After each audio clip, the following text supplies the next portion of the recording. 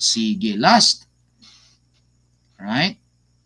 Last thing. Now, number 1, bakit, ano po ba yung rason?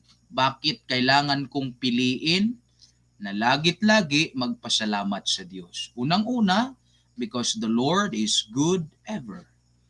Pangalawa, because the Lord's mercy is everlasting. And then number 3, the last, right? Because the Lord's truth never end.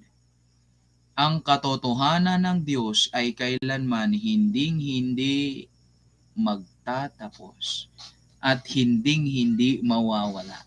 The Lord's truth never end. Tingnan nyo yan, sabi ng Biblia, and His truth. For the Lord is good. That's the first reason bakit piliin ko palaging magpasalamat. Because the Lord is good ever. Pangalawa, His mercy is everlasting. Because the Lord's mercy is everlasting. Pangatlo,